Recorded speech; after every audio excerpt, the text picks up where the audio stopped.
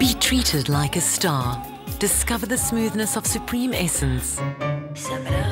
Veet, what beauty feels like.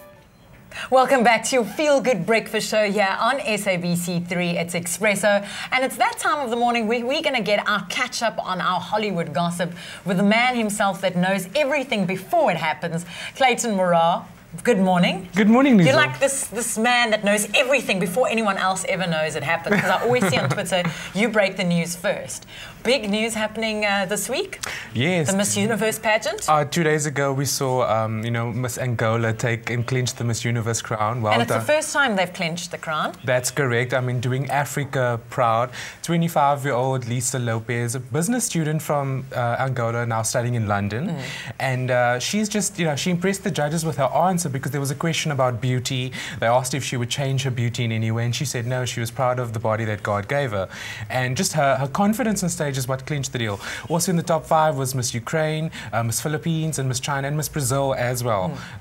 Brazil always seems to make the top 5. They do, yeah. and that was great for Brazil because this was the home country. It was in Sao Paulo, the pageant this year.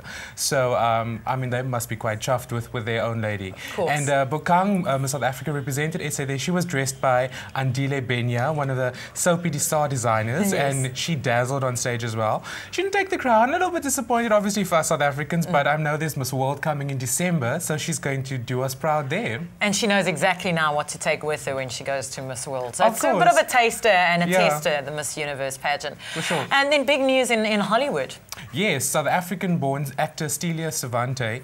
He's been busy with this play called The 110 Stories. It was to commemorate the 10th anniversary of the 9/11 tragedy in New York. And he roped up some big names on this cast. It just took place last week, and there was Jeremy Piven, people know him as a successful actor. There's Cynthia Nixon from Sex and the City fame, Samuel Jackson, Katie Holmes. Everybody just came on board to support this initiative. It's fantastic. And the New York Foundation benefited out of it, and for all the families that were affected by the tragedy, they obviously, and charities related to that, those causes were supported through this play. And at the US Open tennis tournament, which we saw just take place and end this weekend, he was there as well supporting because he's a big tennis fan. And speaking of the US Open, Michelle Obama, the First Lady, there was photos of her. She looked great. She's also doing her bit to change some of the systems in the schools in America. So she had this Let's Move clinic, and what it's about is that it combats, or she's trying to combat obesity in the schools in America, because she feels that teens are very much getting overweight. There's a high increase in the percentage rate, and she's brought on board pop star Beyonce, who's yes. Oh, she's not going to be dancing too much now. Beyonce has choreographed a routine specifically for Michelle Obama in this campaign. Is Michelle going to be dancing? She has been dancing with Beyonce for sure as well. So there's a bit of videos on YouTube if you check it out. We'll link it onto our Facebook site. Yeah. And obviously, she's getting everyone talking and dancing with all those moves and choreography. We get everyone dancing with Zumba on a Tuesday as well here on Expresso. But anyway, Oprah Winfrey, rumours coming to South Africa? Definitely. Later this month, if she's not here already, she should be in the next few days. Recently, she just admitted on a live Facebook chat, the first live hour-long interview that one of the biggest stars has done on Facebook, was that she's coming back for her girls' first matric ball. So it started in 2007. 5 years later, this is the first group to basically matriculate from the Oprah Winfrey Leadership Academy in Johannesburg.